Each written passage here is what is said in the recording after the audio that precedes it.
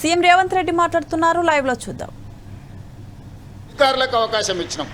రేపు పొద్దుగాల ప్రభుత్వ ఉద్యోగస్తులకు అనుమతి ఇచ్చింది కాబట్టి మీరే బాధ్యత, మీరు శిక్ష అనుభవించుండి అని మిమ్మల్ని బలి చెయ్యొద్దన్న ఆలోచనతోని ఈరోజు తెలంగాణకు సంబంధించిన కొంతమంది తయారు చేసిన ఒక యాప్ని ఈరోజు మనము ఇంట్రడ్యూస్ చేసినాం. ఇవన్నీ కూడా పారదర్శకమైన పరిపాలన అందించాలని, ఒక ట్రాన్స్పరెంట్ గవర్నమెంట్ ఇవ్వడానికి చేస్తున్న వెల్ఫేర్ అండ్ డెవలప్మెంట్తో పాటు ఒక ట్రాన్స్పరెంట్ గవర్నెన్స్ ఇవ్వాలనేది నా ఆలోచన. That is called good governance, that is called Telangana model. ఈ తెలంగాణ అనేది దేశానికే. నరేంద్ర మోడీ గారు అప్పుడప్పుడు చెప్తుంటారు, ఈ దేశ ప్రధానమంత్రి ఆయన అంటే నాకు గొప్ప గౌరవం, ఈ దేశాన్ని నేనే అభివృద్ధి చేసిన అంటారు. సంతోషం, ప్రధానమంత్రికి 3 సార్లు అవకాశం వస్తే డెఫినెట్గా చేస్తారు.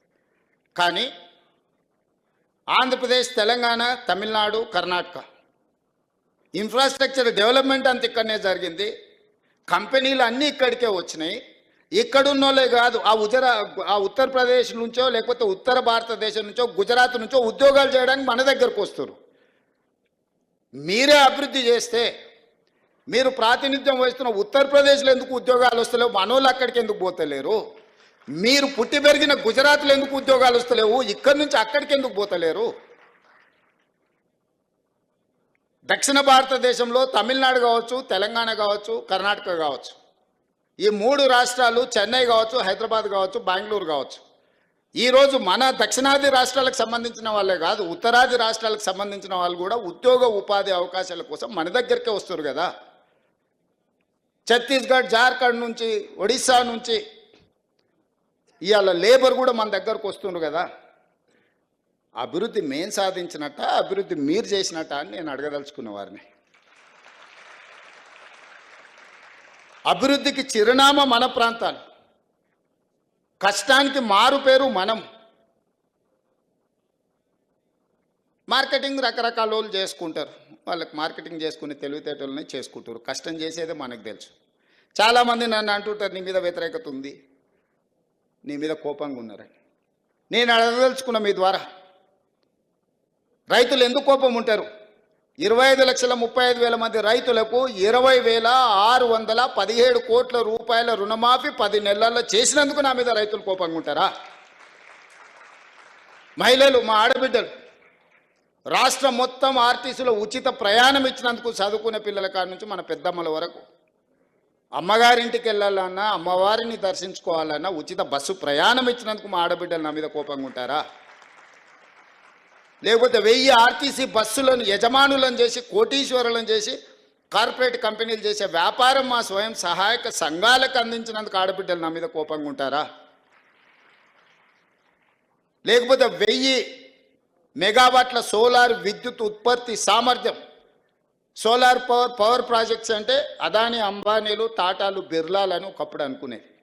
అదాని, అంబానీలతో పోటీ పడే విధంగా మా ఆడబిడ్డలకు 1000 మెగావాట్ల సోలార్ విద్యుత్ ఉత్పత్తి కాంట్రాక్ట్ మా ఆడబిడ్డలకు, మా సీతక్కకు చెప్పి, మా బట్టి విక్రమార్క గారికి చెప్పి ఇవాళ 1000 మెగావాట్ల సోలార్ ఉత్పత్తి సామర్థ్యం ఒప్పందం మా ఆడబిడ్డలు చేసిన. అందుకోసం నా మీద కోపంగా ఉంటారా? 50 లక్షల కుటుంబాలకి ఈరోజు 200 యూనిట్లు ఉచిత కరెంట్ ఇస్తున్న పేదవాడి ఇంట్లో వెలుగులు ఈరోజు ఈ ప్రభుత్వం ఇస్తుంది. అందుకోసం ఈ 50 లక్షల కుటుంబాలు నా మీద కోపంగా ఉంటారా? 43 లక్షల మంది ఆడబిడ్డలకు 500 రూపాయలకు సిలిండర్ ఇస్తున్నాం, అందుకోసం నా మీద కోపంగా ఉంటారా? విద్యార్థులకు, లక్షలాది మంది విద్యార్థులకు 40% డైట్ ఛార్జెస్, 200% కాస్మెటిక్ ఛార్జెస్ పెంచడానికి ఆ చిన్నారులు నా మీద కోపంగా ఉంటారా? అంతెందుకు, 57,000 ఉద్యోగ నియామక పత్రాలు అందించినందుకు వాళ్ళు ఉంటారా కోపంగా? ఉద్యోగాలు వచ్చిన వాళ్ళు ఎందుకు ఈరోజు 922 కుటుంబాలు వచ్చినాయి. మీకు అందరికీ నేను ఉద్యోగ నియామక పత్రాలు రవీంద్ర భారతిలో పిలిచి మీకు అప్పచెప్పినందుకు మీకు నా మీద కోపం ఉందా? ఇన్నేళ్ళ మీ కళ సాకారమైనందుకు నా పట్ల అభిమానం ఉంటుందా? నా మీద కోపం ఉంటుందా? సోషల్ మీడియాలో ఎవడో పెట్టిందని మీరు ఎవ్వరు ఏమనకపోవడం వల్ల అదే నిజం అనే అబద్ధం, నిజం గడప దాటే లోపల అబద్ధం మొత్తం ప్రపంచాన్ని చుట్టేసి వస్తుంది. ఏంటంటే వాళ్ళు అడ్డగోలుగా సంపాదించారు, ఎంతైనా పెట్టుబడి పెడతారు. సోషల్ మీడియా అంటేనే, వాట్సాప్ యూనివర్సిటీ అంటేనే పెట్టుబడులతో జరిగే నల్లధనాన్ని అందులో పెట్టుబడిగా పెట్టి ఇంధనంగా మార్చి ఈ ప్రభుత్వం మీద బురద జల్లాలనే ప్రయత్నం చేస్తుండ్రు. ఎక్కడ మేము వైఫల్యం చెందినము, రేవంత్ రెడ్డికి పట్టు రాలేదు అని అంటారు. పట్టు రావడం అంటే ఓ రాజయ్యను దళితుని తీసేయడం, ఓ ఈటల రాజేందర్ ఓ బలైన వర్గాల వ్యక్తిని మంత్రివర్గం నుంచి తీసేస్తే పట్టు వచ్చినట్ట? తీయడానికి కారణం చెప్తే పట్టు వచ్చినట్టు. తీయడానికి సహేతుకమైన కారణం ఉంటే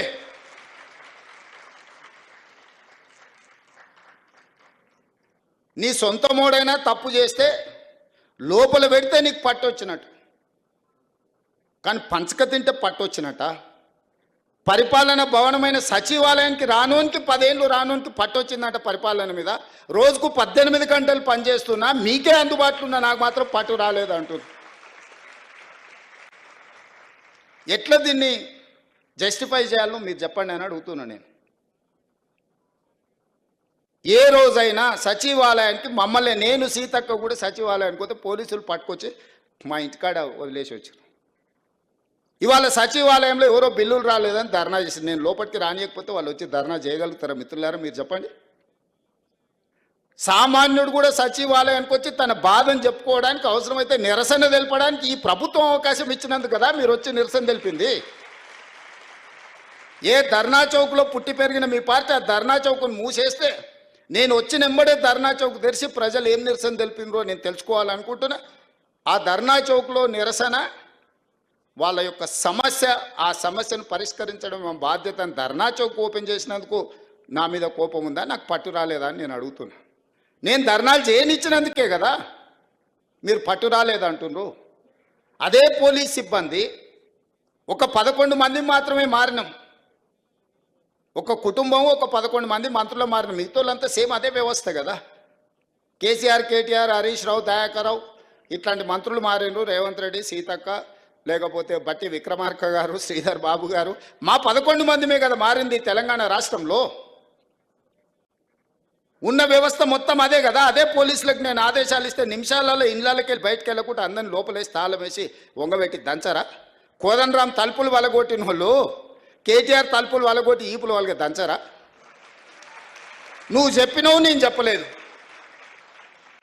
నేను అట్లాంటి విధానానికి వ్యతిరేకం కాబట్టి మీరు బయటకు వచ్చి ధర్నాలు చేస్తూ, దీక్షలు చేస్తూ నన్ను తిడుతురు. ఆనాడు నువ్వు ఆదేశాలు ఇస్తే కోదండరామ్ గారు తలుపులు బద్దలు కొట్టిన పోలీసులు నీ ఈపులు పక్కన వలగొట్టారా మేము చెప్తే? ఆ విధానానికి మేము వ్యతిరేకము. అరే వాళ్ళ బాధ ఏముందో చెప్పుకొని అనరా, వింటే అందులో ఏదైనా రీజనబుల్ ఏమన్నా ఇష్యూ ఉంటే రిజాల్వ్ చేయాలనే ఆలోచనతోటి మేము అవకాశం ఇస్తున్నాము. సేమ్ అదే పోలీస్ వ్యవస్థతో మీరు అంచివేసినట్టు మేము అంచేయలేమా? మాకు తెలియదా? ఆ మాత్రం తెలివి లేకుంటేనే 20 ఏళ్ళ అపోజిషన్లో ZPTC, MLA, MLC, MP, party president, ముఖ్యమంత్రి అయిన 20 ఏళ్ళు ఏం తెలియకుండానే ఇంత దూరం వచ్చినా మీరు అవకాశం ఇచ్చారా? గడీలలో వెరగకపోవచ్చుగా, నల్లమల్ల అడవుల్లో వెరిగినాం కదా. క్రూర జంతువులను చూసినాం, సామాన్యులను కూడా చూసినాం కదా. గడీలలో దొరల్లాక మేము పెరగకపోవచ్చు, కానీ నల్లమల్ల అడవుల్లో చెంచులను చూసుకుంటేనే, పేదోళ్ళని చూసుకుంటేనే పెరిగినాం కదా. మాకు మనుషులు ఎట్లుంటారు, మానవ మృగాలు ఎట్లుంటాయో మాకు తెలియదా? తెలియకుండానే ఇంత దూరం వచ్చిందా నేను? మాకు మానవత్వం ఉంది, మీకు మానవత్వం లేదు. మా మానవత్వాన్ని మేము ప్రదర్శిస్తున్నాం, మేము విజ్ఞతను ప్రదర్శిస్తున్నాం. రాజు అనేవాడు విజ్ఞతతో వ్యవహరించాలి అని, ఒక రాష్ట్రానికి ముఖ్యమంత్రి అనేవాడికి విజ్ఞత, ఆ విజ్ఞతను నేను ప్రదర్శిస్తున్నా. మీరు ఆ విజ్ఞత లేకుండా వ్యవహరించారు కాబట్టి ఈరోజు బయటకు రాలేని పరిస్థితుల్లో మీరు ఫామ్ హౌస్లో పడుకోవాల్సిన పరిస్థితి వచ్చింది. నీకు నాకున్న తేడా అది. సచివాలయమే లేకుండా, పరిపాలన భవనానికే రాకుండా వాళ్ళకి పట్టు వచ్చిందంట. ప్రతిరోజు రోజుకు 18 గంటలు పనిచేసే నాకు, మా సీతక్కకు పరిపాలన మీద పట్టు రాలేదంట. ఇది ఎట్లా విశ్లేషిస్తారో మీరు అందరూ చదువుకున్న వాళ్ళు మిమ్మల్నే విశ్లేషించమని అడుగుతున్నా. తెలంగాణ సమాజాన్ని విశ్లేషించమని అడుగుతున్నా. ఇంద్రవల్లి అమరవీరులకు ఇండ్ల పట్టాలిచ్చి భూములు ఇచ్చినందుకు, ఇంద్రవెల్లి అమరవీరుల స్తూపాన్ని ఒక పర్యాటక కేంద్రంగా చేసినందుకు మా మీద ఆదివాసీలు కోపంగా ఉన్నారా? లేకపోతే సమ్మక్క సారలమ్మ జాతరని అద్భుతంగా నిర్వహించినందుకు మా మీద కోపంగా ఉన్నారా? లేకపోతే యాదగిరి గుట్టని యాదాద్రి నువ్వు చేస్తే తెలంగాణ ప్రజల యొక్క ఇష్టదైవం యాదగిరి గుట్ట లక్ష్మీ నరసింహస్వామి, ఆ పేరును కూడా తెలంగాణకు వదలలే. నాకు చాలామంది యాదగిరి అని మిత్రులు ఉన్నారు. ఆయన యాదాద్రి మారవంగానే నా దగ్గరకు వచ్చి, సార్ మరి ఆ గుట్ట మీద చూసి మా తల్లిదండ్రులు యాదగిరి అని పెట్టారు, అది మారింది, ఇప్పుడు మా పరిస్థితి ఏందని. మీకేం చింతొద్దా, నేను వచ్చినాక మళ్ళీ యాదగిరి గుట్ట చేస్తా అని యాదగిరి గుట్ట చేసిన. వాళ్ళకి టీటీడీ ఉంటే మనకు వైటీడీ ఉంది, మనం కూడా పెద్ద సంస్థను ఏర్పాటు చేసుకున్నాం. ప్రతిసారి దర్శనాలకు వాళ్ళని అడుక్కొని మా ఎమ్మెల్యేల లెటర్లు అన్నాను, మనం అడుక్కున్నాం ఎందుకు? భద్రాచలంలో రాములవారు లేరా, లక్ష్మీ నరసింహస్వామి లేడా, లేకపోతే రామప్పలో శివుడి అంశ లేదా మనకు? మనం మన వాటిని అభివృద్ధి చేసుకోలేదు కాబట్టి, ప్రభుత్వం వాటి మీద దృష్టి పెట్టలేదు కాబట్టి ఈరోజు మనం ఇతరుల వైపు చూస్తున్నాం. అద్భుతమైన శిలా సంపద ఉన్నది, అద్భుతమైన దేవాలయాలు ఉన్నది, అద్భుతమైన సంస్కృతి ఉన్నది తెలంగాణ ప్రాంతానికి. అందుకే ఈరోజు మనం ఎండోమెంట్స్ పాలసీ తీసుకొచ్చి టూరిజం ప్రమోషన్లో భాగంగా ఈరోజు వీటన్నిటిని అభివృద్ధి చేయాలని మనం ఒక పాలసీ తీసుకొచ్చినాం ఆల్రెడీ. అందుకే వైటీడీని ఈరోజు మనం పెట్టుకుని తొందరలోనే బోర్డు వేసుకుంటాం. అద్భుతంగా మనం మన దగ్గర ఉన్న పరిశ్రమలను కానీ దేవాలయాలను కానీ ఇక్కడ ఏమేం కావాలనో అవన్నీ చేసుకుందాము. మనందరికీ సిలికాన్ వ్యాలీనే ఈరోజు మనం డ్రైవ్ చేయగలిగినాం. నిన్ననే మెక్డొనాల్డ్స్ హైదరాబాద్లో మా కార్పొరేట్ ఆఫీస్ పెట్టుకుంటాం, ఇండియాలోనే హైదరాబాద్కి వచ్చారు. బయోటెక్లో ప్రపంచంలోనే పేరెన్నికగా నామ్జైన్ అమెరికాలో ఉంటుంది. ఫస్ట్ టైం వాళ్ళ దేశాన్ని వదిలి బయటకు వచ్చారు, హైదరాబాద్కి వచ్చారు. HCL వాళ్ళు 15,000 మంది, 1,00,000 మంది ఈరోజు వాళ్ళు ఎంప్లాయీస్ తెలంగాణలో. కాగ్నిజెంట్, విప్రో, ఇన్ఫోసిస్ ప్రపంచంలోనే అత్యధికంగా ఉద్యోగులు ఉన్న వాళ్ళ వ్యాపార సంస్థల్ని హైదరాబాద్లో విస్తరించుకున్నారు. ఇవన్నీ కూడా మనం వచ్చిన తర్వాత ఒకరొకరిని వాళ్ళని కలిసి అవసరమైతే వాళ్ళ ఆఫీసులకి వెళ్ళి ఈరోజు ఇన్ఫ్లేషన్ అంటే ధరల నియంత్రణ. భారతదేశంలో 1.3 అతి తక్కువ ధరల పెరుగుదల ఉన్న రాష్ట్రంగా తెలంగాణ రాష్ట్రం నెంబర్ 1 ఉంది. ఇది కేంద్ర ప్రభుత్వం ప్రకటించింది, నేను ప్రకటించలే. అన్ఎంప్లాయ్మెంట్ 8.8 ఉన్నదాన్ని 6.1. నిరుద్యోగ సమస్యను పరిష్కరించిన రాష్ట్రంగా మొట్టమొదటి రాష్ట్రంగా తెలంగాణ నిలబడింది, కేంద్ర ప్రభుత్వం ప్రకటించింది. రాష్ట్ర ప్రభుత్వాలు సొంతంగా పన్నుల వసూళ్లలో భారతదేశంలో నెంబర్ 1, 88%. టార్గెట్లో 88% రీచ్ అయి దేశంలోనే మొదటి రాష్ట్రంగా తెలంగాణ రాష్ట్రం ఉంటే 86%తో మహారాష్ట్ర ఉంది. నరేంద్ర మోడీ గారు ప్రాతినిధ్యం వహించే గుజరాత్ 6th ప్లేస్లో ఉన్నది. తెలంగాణ రాష్ట్రంలో పన్నులలో పారదర్శకత తీసుకొచ్చి 88% సక్సెస్ రేషియో మన స్టేట్ చూపించింది. ఇది మన పరిపాలన మీద పట్టు. ధరల నియంత్రణలో, నిరుద్యోగ సమస్యను పరిష్కరించడంలో, రాష్ట్రం సేకరించాల్సిన పన్నులలో దేశానికే రోల్ మోడల్గా నిలబడి పెద్ద కార్పొరేట్ కంపెనీలను గుజరాత్కు పోకుండా తెలంగాణకు తీసుకొచ్చి తెలంగాణ పరిపాలన మీద పట్టు సాధించిన మేము దేశానికే ఆదర్శంగా నిలబడి తెలంగాణ మోడల్ అని ఈరోజు చెప్పుకుంటున్నాం. ఆయన అంటాడు, మిస్ యూనివర్స్ హైదరాబాద్లో ఎట్లా కండక్ట్ చేస్తారని. ఏంద్రా నాయన నీ బాధ, నీ దుఃఖమేంది? ఏంది అసలు ఆయన ఆవేదన ఏందో, బాధ ఏందో, దుఃఖం ఏందో నాకు అర్థం కాలే. ఒక అద్భుతమైన అవకాశం పర్యాటక రంగానికి ఇది. 140 దేశాలకు సంబంధించిన ప్రతినిధులు అందరూ మన హైదరాబాద్ రాష్ట్రానికి 25-26 రోజులు ఉండబోతున్నారు. May 7th నుంచి May 31st వరకు ప్రపంచ దేశాలన్నీ మన నగరంలో, మన ప్రాంతంలో, not only in Hyderabad, Warangal 1000 స్తంభాల గుడి కావచ్చు, రామప్ప గుడి కావచ్చు, పర్యాటక ప్రాంతాలు ఏవేవైతున్నాయో తెలంగాణ రాష్ట్రంలో అన్ని వాళ్ళు పర్యటించబోతున్నారు.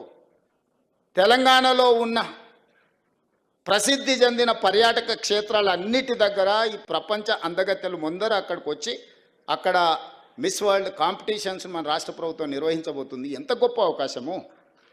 72సారి ఇప్పుడు నిర్వహించేది. 72 సార్లలో ఒక్కసారి అమితాబ్ బచ్చన్ ముంబైలో నిర్వహించాడు. 70 సార్లు ఇతర దేశాలలోనే జరిగింది. 72వసారి మన తెలంగాణ రాష్ట్రం ప్రపంచానికి ఆతిథ్యం ఇవ్వబోతుంది. 3000 ఛానల్స్ ప్రపంచం నుంచి మన దగ్గర నెల రోజులు ఉండబోతున్నారు. 3000 ఛానల్స్ అండ్ పేపర్స్ హైదరాబాద్ ఆతిథ్యం ఇవ్వబోతుంది. గ్లోబ్లో హైదరాబాద్ ఒక ల్యాండ్ మార్క్ కాబోతుంది. అసలు ఇంత మంచి సందర్భం వస్తే నువ్వు అభినందించకపో, నీ బాధ దుఃఖం రోజు మాట్లాడుతుండు. దానికి ఎట్లా ఖర్చు పెడితే దీనికి ఎట్లా ఖర్చు. మేము దుబారా చెయ్యము. మేము 5-10 కోట్లు 20 కోట్లు ఒకవేళ దీంట్లో ఖర్చు పెడితే ప్రపంచ దేశాల నుంచి వేలాది లక్షలాది మంది ఇక్కడికి వస్తే ఇక్కడ ఉండే hotel industry, food industry, other ఇండస్ట్రీస్లో వందల కోట్ల రూపాయల ఆదాయం తెలంగాణ రాష్ట్రానికి రాబోతుంది.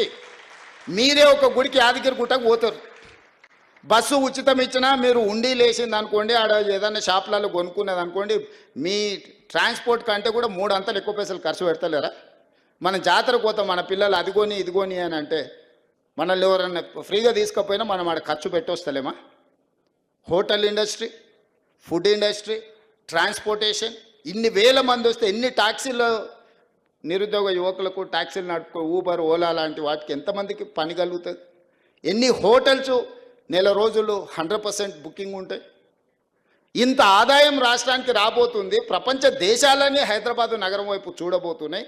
ఇన్ని దేశాలను ఒక దగ్గరికి మనం రప్పించగలిగిన శక్తి సామర్థ్యం నీకుంటే, అమెరికాలో చదివచ్చినావు కదా, 10 ఏళ్ళలో ఎందుకు తీసుకురాలేదు? ఫార్ములా ఈ రేస్ అంట, ఫార్ములా ఈ రేస్ ముసుగులో ప్రభుత్వం పైసలు నువ్వు కొల్లగొట్టినావు స్వామి, అందుకోసమనే నువ్వు కేసు ఎదుర్కొంటున్నావు. నీకు నాకు పోలిక లేదు. ప్రజల కోణంలో ప్రజా సమస్యలను పరిష్కరించాలన్న ఆలోచనతో నేనున్నా. ఉద్యమం ముసుగులో మొత్తం ఉన్నదంతా ఊడ్చుకపోదామన్న ఆలోచనలో మీరున్నారు. నీకు నాకున్న తేడా ఇది. ఏ రోజైనా మిమ్మల్ని ఆ కుటుంబ సభ్యులకి ఇట్లా కలిసి చెప్పడానికి మాట్లాడినారా? మీరు మీరు మీరు ప్రత్యక్ష సాక్షులే కదా, నేనేం కొత్తగా చెప్పాల్సిన పని లేదు కదా. నేను ఎందుకు ఇవన్నీ మీ దగ్గర పంచుకుంటున్నా అంటే, ఇవన్నీ చర్చలు జరగాలి. 10 సంవత్సరాల వాళ్ళ పరిపాలన, మొదటి 6 నెలలు మనకు పార్లమెంట్ ఎన్నికల వరకు మనం పరిపాలన చేసింది. ఇలా తర్వాత 10 నెలలు మనం పరిపాలన చేసింది. 10 నెలల్లో నేను తీసుకున్న నిర్ణయాలను విశ్లేషించండి. విశ్లేషించి మార్కులు ఇవ్వండి. పట్టు వచ్చిందా, పట్టు రాలేదా? పట్టింపు లేకుండా వ్యవహరించిన మీ విధానానికి, పట్టుదలతో నా రాష్ట్రాన్ని పునర్నిర్మించాలన్న మా విధానానికి పట్టు ఉందా లేదా చూడండి. 8 లక్షల కోట్ల రూపాయలు నువ్వు అప్పులు చేస్తే సంవత్సరానికి మన ఈ 15 నెలల 1,53,000 కోట్ల రూపాయలు ఆయన చేసిన అప్పులకు తప్పులకు అసలు మిత్తి కట్టిన నేను.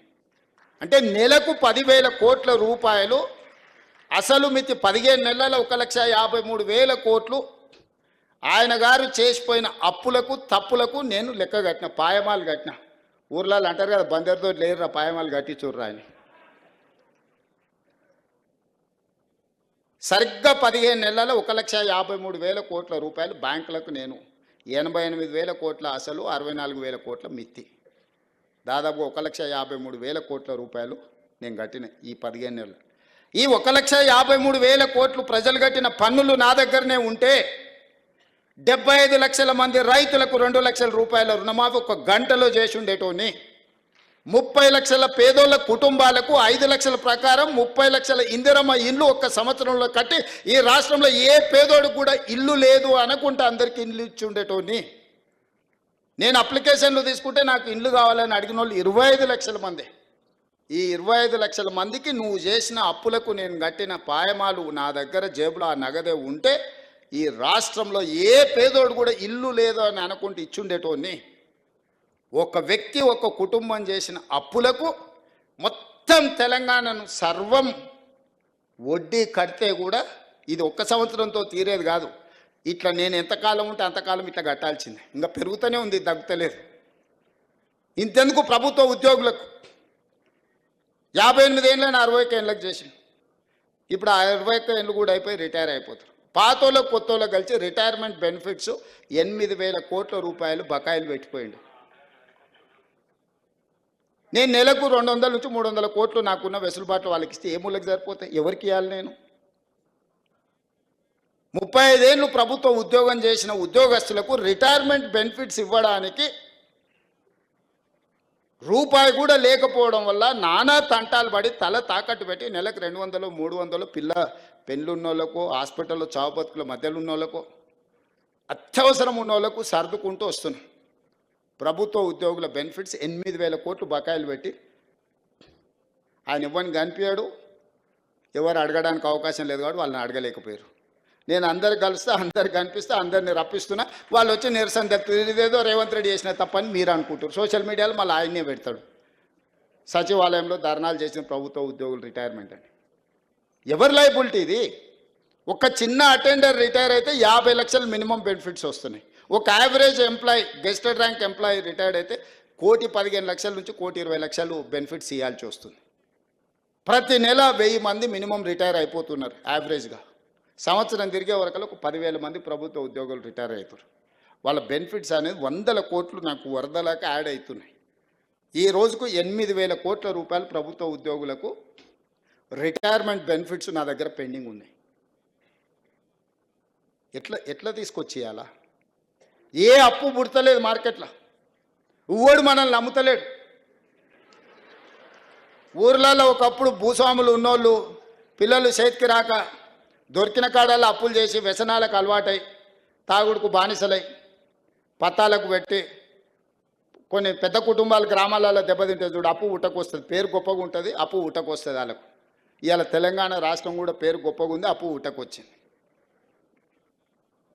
నేను ఇది చెప్తే అరే ఇట్లా నిజాలు బయట చెప్తావా, ఇట్లా పరువు తీస్తావా నువ్వు రాష్ట్రాన్ని? ఎన్ని రోజులు దాచిపెట్టుకోవాలి? మీరు చెప్పరు. మన క్యాన్సర్ ఉంటే నేను 6 ప్యాక్ ఉంది కండలు తిరిగినా అని చెప్తే ఎంతకాలం ఉంటుంది? కనిపించదా చూస్తే?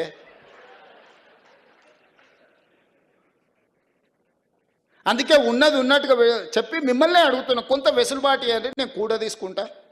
నేను కొంచెం డెట్ రీస్ట్రక్చర్ చేసుకుంటున్నా, బ్యాంకులలో మిత్తి పర్సంటేజ్ తగ్గించుకుంటున్నా.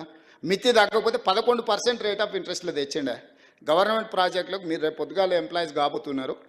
4%, 5%కు ఇవ్వడానికి పొచ్చడి బ్యాంకులు ఉన్నాయి భూమి మీద.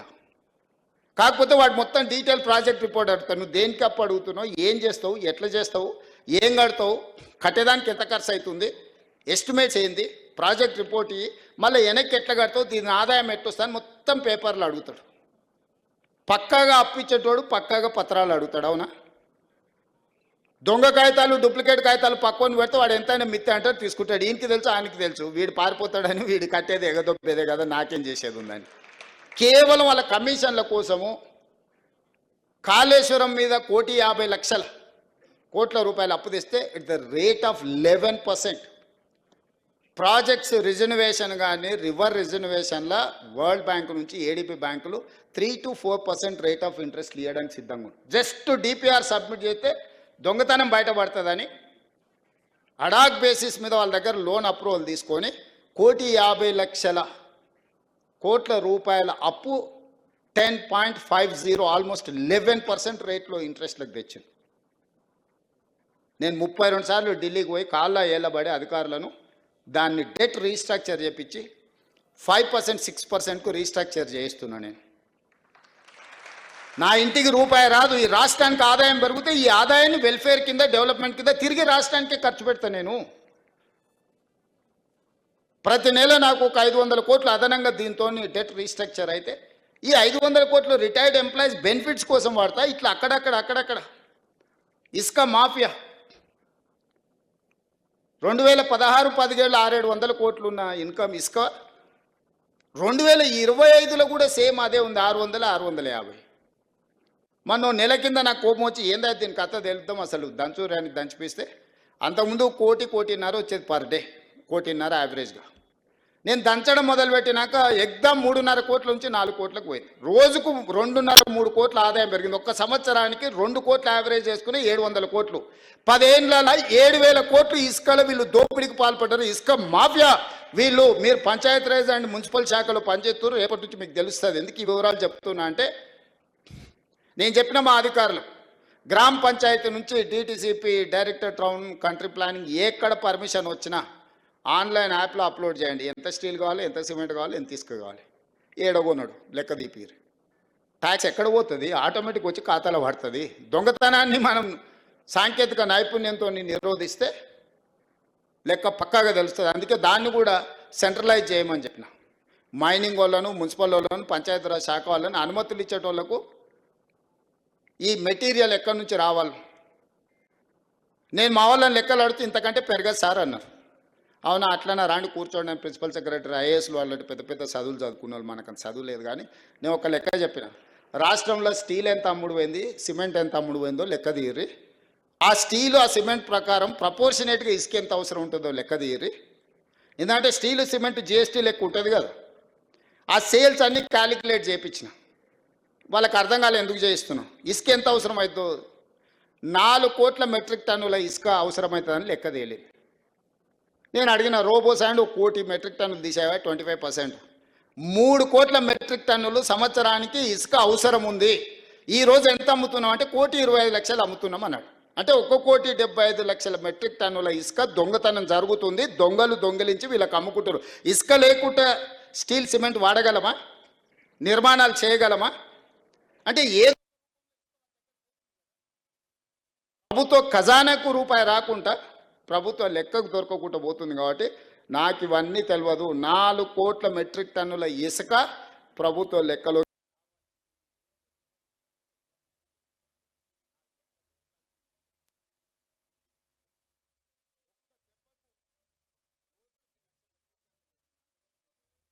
అమ్ముడు పోయేది. ఇప్పుడు రియల్ ఎస్టేట్ బిల్డర్స్ ఇక్కడ కూడా క్రెడాయి వాళ్ళని పిలిచి అడగమని చెప్పిన, మీకు ఎంత కావాలో మాకు చెప్పు, మేమే డైరెక్ట్ మీకు డోర్ డెలివరీ ఇస్తామని. ఒకప్పుడు రైతు బజార్లు ఉండేటివి. నేను ఇప్పుడు హైదరాబాద్లో శాండ్ బజార్లు ఓపెన్ చేయించిన. 3 సెంటర్లు పెద్ద పెద్దది చేయించిన. గవర్నమెంటే తీసుకొచ్చి ఇసుక వస్తుంది. ఇక్కడ కావాల్సిన వాళ్ళు చక్కగా అడిగిపోయి కూరగాయలు దొడ్డి ఇసుక 1,600, సన్న ఇసుక 1,800. అంతకుముందు 2,100 సన్న ఇసుక ఉండే, దొడ్డి ఇసుక 1,800 ఉండే. సన్న ఇసుక మీద 300, దొడ్డి ఇసుక మీద 200 డిస్కౌంట్ ఇచ్చి హైదరాబాద్ వరకు తీసుకొచ్చి మీరు ఆన్లైన్లో లారీ బుక్ చేసుకుంటే మీ ఇంటికాడనే ఇస్తాం. మీరు డైరెక్ట్ పోతే అడిగిపోయి తీసుకొచ్చి ఇసుక ఏడ కొనుక్కోవాలి, ఎవరిని అడగాలి? ఏ దొంగోడు అర్ధరాత్రి పూట లారీ తెచ్చిపోస్తాడో, రాత్రి అంతా మెలుకొతో ఉండాలి, తిప్పలు పోయింది. మైనింగ్ డిపార్ట్మెంటే మీ ఇంటి దగ్గర డోర్ డెలివరీ ఇచ్చే, ఆయనను మందు డెలివరీ ఇచ్చే విధానం తెచ్చి నేను ఇసుక డెలివరీ ఇచ్చే విధానం తీసుకొచ్చిన. దీనివల్ల వినియోగదారులకు వెసులుబాటు దొరుకుతుంది, ప్రభుత్వానికి ఆదాయం పెరుగుతుంది. నేను బిల్డర్స్ అందరికీ కూడా ఈ వేదిక మీద నుంచి విజ్ఞప్తి చేస్తున్నాను, మీకు ఏం కావాలనో ఇండెంట్ ఇవ్వండి. మీరు భయపడాల్సిన అవసరం లేదు. ఎవడు కూర్చోమో మీకు వస్తుందా రాదా అని టెన్షన్ ఎందుకు? మంచి బిజినెస్ చేసుకోండి, ట్రాన్స్పరెంట్ బిజినెస్ చేసుకోండి. చట్ట పరిధిలో చట్టపరంగా అనుమతులు తీసుకోండి, నిర్మాణాలు చేయండి, దానికి సంబంధించిన సామాగ్రి కొనుక్కోండి. కొనుక్కున్న ప్రతి రూపాయికి పన్నులు కట్టండి. మంచి పౌరులుగా తెలంగాణ రాష్ట్రం ఆదర్శంగా నిలబడదాం. ఇవన్నీ అద్భుతంగా చేసుకుందాం. రేపు జరగబోయే నిర్మాణ రంగంలో మీరు మంచి భాగస్వాములు కావాలి. ప్రభుత్వ ఉద్యోగుల గురించి, ప్రజాప్రతినిధుల గురించి 35 సంవత్సరాలు 30 ఏళ్ళు యావరేజ్గా మనం వేసుకుంటే 3 రకాలుగా ఉంటామంట. చేరిన మొదటి 10 సంవత్సరాలలో గరం ఉంటామంట. రెండో 10 సంవత్సరాలలో నరం అయిపోతామంట. మూడో 10 సంవత్సరాలలో బేషరం అవుతామంట. ఎవ్వరం మనం అట్లా కావద్దు. ఇది ఒక నానుడి మాత్రమే. ఈ నానుడి మన దరి చేరొద్దు. చేరిన గరం మనం రిటైర్ అయ్యే వరకు అట్లనే ఉండాలి. గరం నరం బేషరం అనే విధానం ఉండొద్దు. దాన్ని దర్దాపులకు రానియొద్దు బేషరం అనే విధానాన్ని. అందుకే 20 ఏళ్ళు అయినా పాలిటిక్స్లో నా టెంపర్మెంట్ నేను మార్చుకోలే. ముఖ్యమంత్రి అయింది కదా ట్రాన్స్ఫార్మ్ కావాలంటారు. ముఖ్యమంత్రి అయింది కదా ట్రాన్స్ఫార్మ్ కావాలి. అప్పుడప్పుడు ఇట్లా మాట్లాడతాడు, కొంత హుందాగా వ్యవహరించాలి కదా అని. నేను హుందాగా వ్యవహరిస్తే అర్థం చేసుకునే వాళ్ళు ఉండాలి కదా. జానారెడ్డి గారు హుందాగానే పెద్ద మనిషిలాగా వ్యవహరించిండు. కానీ కేసీఆర్ ధృతరాష్ట్ర కౌగిల్లో జానారెడ్డి గారి గౌరవాన్ని మొత్తం మంట కలిపిండు కదా కేసీఆర్. అందుకే 20 ఏళ్ళైనా 2004 టైంలో ప్రజా జీవితంలో రావాలని మొదలుపెట్టిన ప్రయాణం 2024 20 ఏళ్ళు పూర్తయింది. 20 ఏళ్ళలో మొదటి రోజు నేను జడ్పీటీసీ ఉన్నప్పుడు టెంపర్మెంట్, ఈరోజు ముఖ్యమంత్రి కూడా నా టెంపర్మెంట్లో చేంజ్ లేదు, విజ్డమ్లో చేంజ్ ఉంది. ఎందుకంటే జడ్పీటీసీ ఉన్నప్పుడు జడ్పీటీసీగా వ్యవహరించిన, ఎమ్మెల్సీగా ఉన్నప్పుడు ఎమ్మెల్సీగా, ఎమ్మెల్యేగా ఉన్నప్పుడు ఎమ్మెల్యేగా, పార్లమెంట్ సభ్యుడు అయినప్పుడు దేశ స్థాయి ఇష్యూసు, పార్టీ అధ్యక్షుడు అయినప్పుడు ఒక విజ్డమ్ ఉంటుంది. చీఫ్ మినిస్టర్గా నాకు ఒక విజ్డమ్ ఉండాలి. ఈ తెలంగాణ రాష్ట్రాన్ని ఎట్లా ముందుకు తీసుకెళ్లాలని ఒక ఆలోచన ఉండాలి. విజ్డమ్లో నేను అప్గ్రేడ్ చేసుకుంటున్న నా స్కిల్ని. అంతే తప్ప టెంపర్మెంట్ని మనం లూజ్ అవుతే మనం చేయాల్సిన న్యాయం చేయలేము. ఈరోజు ప్రభుత్వంలో రేపటి నుంచి మీరు ప్రభుత్వ ఉద్యోగులు అవుతారు, సబార్డినేట్స్ అవుతారు. అప్పుడు అంత ఫ్రీగా నేను మీతో ఇట్లా మాట్లాడలేను. రేపటి నుంచి మీరు ప్రభుత్వ ఉద్యోగ వ్యవస్థలు వచ్చినప్పుడు మీకు మీ పై అధికారులు ఉంటారు, మీకు మాకు మధ్యలో చాలా ఏమంటారు లెవెల్స్ ఉంటుంది. చేరబోయే ముందు మీ అందరితో అన్ని విషయాలు పంచుకోవాలన్న ఆలోచనతోటి బాగా పనిచేయండి. ఈ తెలంగాణను మనం నిర్మించుకొని ఒక మంచి అద్భుతమైన రాష్ట్రంగా, ఇంత గొప్ప రాష్ట్రం ఈ దేశంలో ఎక్కడా లేదు. ఈ రాష్ట్రం ఈ ప్రజల కోసం పనిచేసే అవకాశం రావడం అనేది ఒక అద్భుతమైన అవకాశం. ఇది ఉద్యోగం కాదు, ఇది ఒక భావోద్వేగం. మీరు ఎప్పుడు పనిచేసే ముందు రోజు పొద్దున లేవగానే 2 నిమిషాలు ఆలోచన చేయండి. నిన్నేమైనా తప్పులు చేసినా నేను ఒక నిమిషం, ఇంకొక నిమిషం ఈరోజు తప్పులు చేయకుంటే ఎట్లుండాలి. 2 నిమిషాలు ఉదయం నిద్ర లేవగానే ఆలోచన చేసుకుంటే 90% తప్పులు చేయం మనం. ఎక్కడైనా అనుకోకుంటే ఏదైనా జరిగినా కూడా దాన్ని సరిదిద్దుకోవడానికి అవకాశం ఉంటుందని తెలియజేస్తూ మనస్ఫూర్తిగా నూతన నియామకాలలో చేరబోతున్న మీ అందరికీ శుభాకాంక్షలు తెలియజేస్తున్నాను.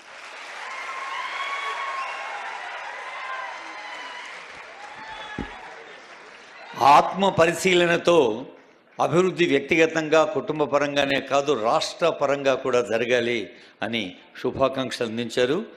మరి క్వాలిటీ సర్వీస్తో వాల్యూ యాడిషన్ పెరగాలి అని సందేశం అందించిన గౌరవ ముఖ్యమంత్రి వర్యుల సందేశానికి హృదయపూర్వక ధన్యవాదాలతో ఇప్పుడు ఎస్పీఎం మురళీధర్ గారు ఈ ఉద్యోగార్థుల్ని ఆహ్వానిస్తారు. అందరికీ నమస్కారం. గౌరవ ముఖ్యమంత్రి చేతుల మీదుగా ఈరోజు junior అసిస్టెంట్స్గా Panchayati Raj and rural development department అందుకోబోతున్న Venkatalakshmi గారు